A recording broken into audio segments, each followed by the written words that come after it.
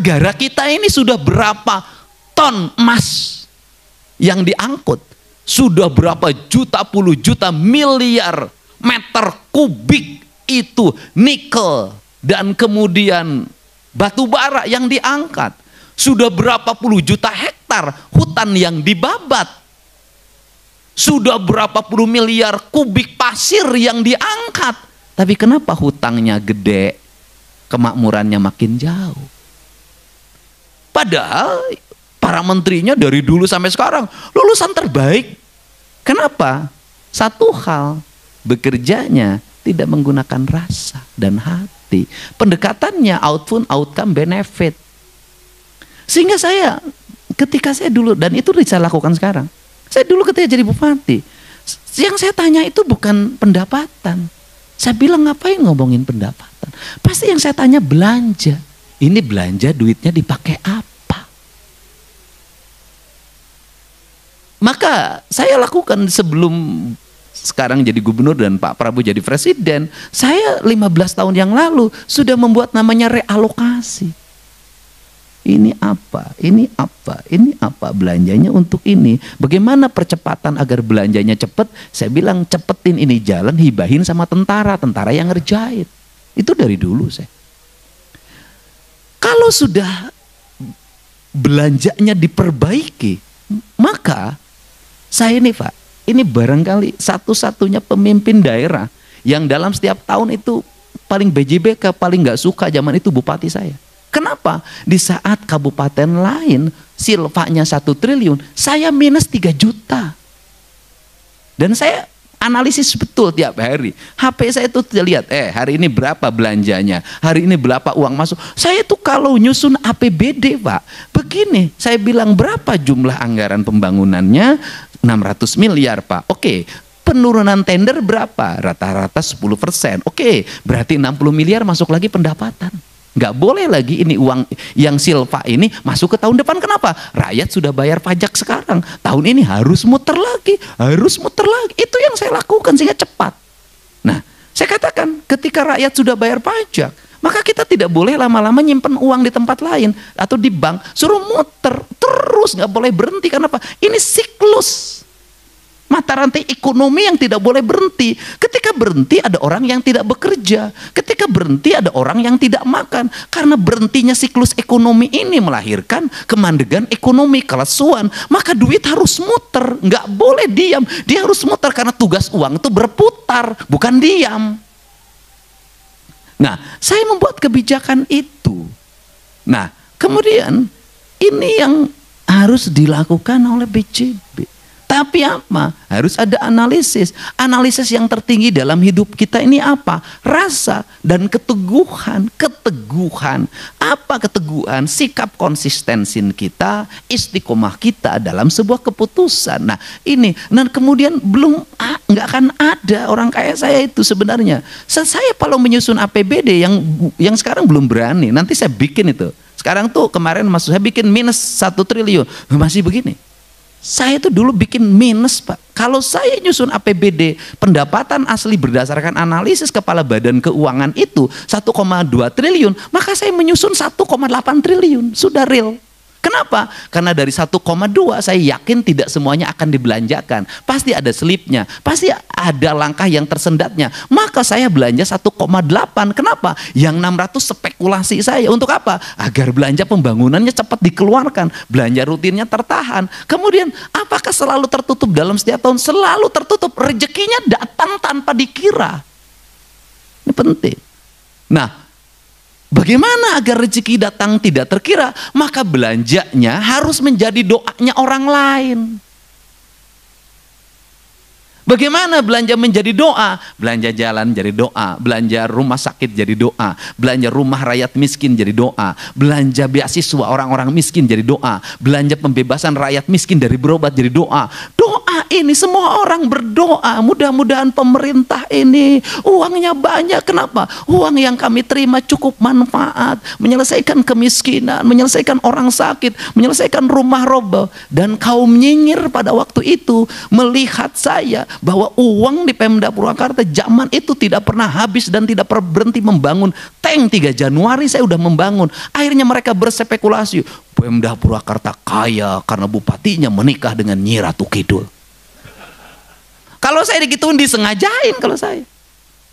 Saya bilang lebih baik nikah dengan Nyi Ratu Kidul melahirkan banyak uang daripada nikahin istri orang nanti digebukin. Nah, ini untuk itu apa sih yang dilakukan hari ini? Saya ngajak selama ini adalah ngajak BJB untuk membelanjakan uang-uang ini menjadi doanya orang. Maka disebutlah BJB Peduli.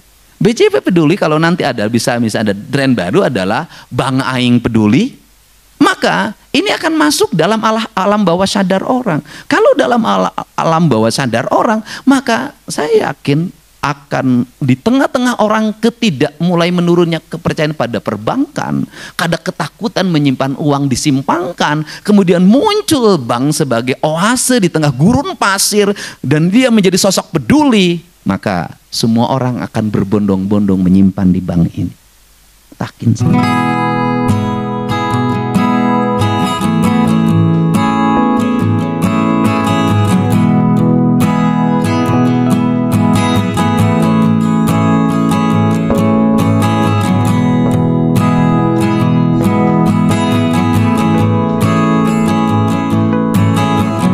Yang ada dalam pikiran publik hari ini adalah ingin mencari seseorang yang dipercaya, ingin mencari perbankan yang terpercaya.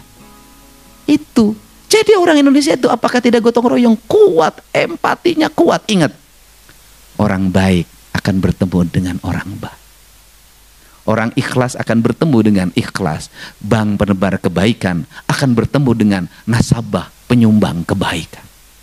Tapi bank penebar kebusukan akan bertemu dengan nasabah penyumbang kebusukan. Garong akan bertemu dengan garong. Rampok akan bertemu dengan rampok. Lelaki hidung belang akan bertemu dengan PSK. Itu sudahlah. Tergantung kita ini berkumpul dengan siapa.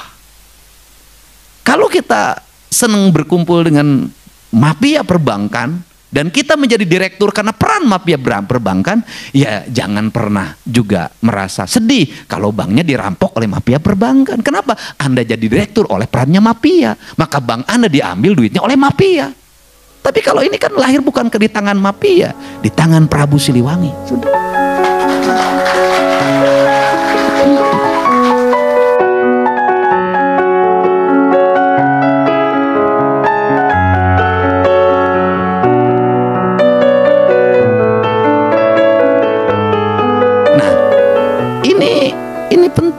Nah, untuk itu mari kita bangun kesadaran. Ini ideologi. Kenapa bagi saya ini ideologi? Loh, nah di Indonesia ini nanti ada bank yang mampu menyelesaikan seluruh problem dirinya dalam waktu cepat, merecovery. Kemudian lahir kepercayaan publik, berbondong-bondong orang menyimpan, dan kemudian orang yang meminjam pun orang yang memiliki orientasi untuk pengembangan ekonomi, pengembangan pembangunan, dan itulah namanya Bank Aing BJB atau BJB Bank Aing. Sudah. Dan ini perlu watak ideologi. Saya berulang-ulang ideologi. Saya selalu meneguri lingkungan di Pemda provinsi itu, kamu bekerja tidak ideologis. Kamu bekerja hanya mengikuti aspek administratif. Nggak ada cinta apa yang kau kerjakan, nggak ada rasa apa yang kau lakukan. Kau rugi di situ. Kenapa ruginya? Kamu tidak mendapat kebahagiaan dari apa yang kau lakukan, hanya mendapat kelelahan. Tetapi lain kalau yang dengan cinta, dia tidak akan pernah lelah karena cinta menghilangkan siang dan malam. Maka beruntunglah orang yang dalam setiap waktu dimabuk cinta, karena dia akan lupa siang dan malam. Maka cintailah pekerjaanmu sebagai sendi utama dalam hidupmu. Nggak ada masalah, lupakan istri yang ada di rumah. Cintai Bang Jabar sepenuh hati, karena istrimu tidak akan pernah lari selama engkau bekerja di Bang Jabar. Tetapi ketika engkau di PHK oleh Bang Jabar, maka istrimu akan lari ke tempat yang lain. Yakinlah itu. Ini penting. Dan yang paling suka terhadap ini adalah Dirut, karena Dirut sering tidak pulang demi Bang Jabar. Dan Dirut sering lupa pada istrinya di rumah demi Bang Jabar. Karena di Bang Jabar jauh lebih mudah dibanding yang di rumah. Ini penting, Pak. Ini penting, ini ideologi kan gitu. Nah, untuk itu saya ucapkan terima kasih. Ini Bang ini akan mengalami kemajuan, Pak. Saya terus saja membantu, Pak. Saya barusan juga bertemu pegawai Pemda. Ini loh strategi kita. Ini pembayaran itu saya bilang yang kira-kira terjadi. Kita meragukan. Saya gini lah, saya belanja hibah itu yang sering kita ragu. Problem, yang sering menimbulkan problem, saya katakan nanti jangan sekaligus, saya bilang bikin 30, 30, 40. Kenapa? Pertama, untuk mengatur ritme keuangan daerah, yang kedua untuk memastikan penggunaan, yang ketiga biar Bank BJB agak lama uang Pemdanya tidak cair di tengah. Dan kalau dari sisi personality Deddy Mulyadi, saya sangat rugi bermitra sama BJB. Rugi, bah. 1 menit 150 juta tidak bisa saya dapatkan. Kenapa? Karena saya pejabat, nggak boleh saya mendapat sponsor di channel saya BJB, nggak boleh. Dan BJB dengan nikmatnya mendapat tayangan-tayangan tanpa bayaran.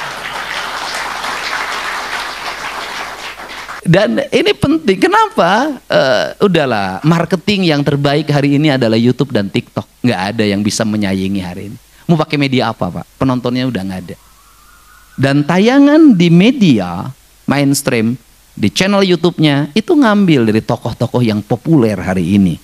Dari presiden, dari tokoh yang lain, mungkin saya tokoh yang keberapa paling ujung. Itu yang mereka, ini Pak Helmi Yahya, hari ini tuh jujur aja, mereka tuh butuh pada orang-orang yang setiap hari digemari oleh publik. Karena dari situ ya viewer didapat. Bagaimana Tempo menikmati wawancara saya berjuta-juta penonton. Meskipun saya menjadi Mulyono 2. Tapi bagi saya nggak apa-apa jadi Mulyono 2, Mulyono 3, Mulyono 4. Karena memang nama saya adalah Mulyadi. Itulah marketing. Kita ini dunianya sudah seperti ini. Nah, untuk itu ya sudah, BJB nggak usah lagi makanya ngomong, saya nggak usah lagi ada anggaran 4 iklan, 400 kerjasama, nggak usah, cukup nuturkan bujur Deddy Mulyadi, BJB peduli, BJB peduli. Nah terakhir, apa sih yang membuat kepemimpinan itu energik? Ya hati, Pak. Bagaimana hati? Satu, nggak boleh ada protokoler, capek di MC-an, yang terhormat panjang lah, lila ting. Kalau saya itu kalau sudah tiut, ganeng, jangan ganeng. Udahlah dibikin simple, dibikin efektif, kemudian kerjakan sesuatu berdasarkan selera kita. Pakailah baju yang membuat kita nyaman, jangan memaksakan diri bajunya orang lain. Pakai baju orang lain tuh nggak enak, Pak. Apalagi pakai istri orang lain digebukin, Pak. Kayak Abah kan, ya memang baju nyamannya ini. Itu, baju nyamannya ini. Ini yang membuat wanita tergila-gila sama Abah. Tapi ada satu wanita yang belum bisa didapatkan, yaitu wanita bidadari di surga yang belum dia temukan. Tidak akan keseleo, Bah. Saya mah politisi, Bah. Dan saya kagumnya sama Abah itu apa sih? Kan dia hari gaul dengan artis cantik. Setiap malam berkeliling ke tempat-tempat hiburan, menemui perempuan-perempuan dengan dada terbuka, ya kan? Dengan rok yang naik ke atas. Abah itu bisa mencintai tapi tidak pernah meniduri. Itu hebat. Hebatnya Abah. Dan itu kemudian Abah memberikan kesadaran. Jadi kalau ditanya siapakah yang selalu memberi tanpa pernah ingin dilayani, ya Abah Miftah. Dia memberi ilmu, memberi bekal, duit, kan tidak pernah dilayani, tidak hitungan kayak pegawai BJB. Tetapi cinta yang sejatinya tetap sama Umi di rumah. Kenapa mencintai Umi di rumah? Karena Umi menemani sejak Abah tidak punya apa-apa dan bukan siapa-siapa. Dan lelaki yang hebat itu adalah lelaki yang tidak meninggalkan istrinya, yang mendampinginya saat dia dalam kesusahan. Itulah lelaki hebat. Daripada mengganti lebih baik nambah. Itu pun kalau ada persetujuannya. Kalau tidak persetujuan, biarkan engkau di sampingku dan biarkan aku menghayal pada yang lain.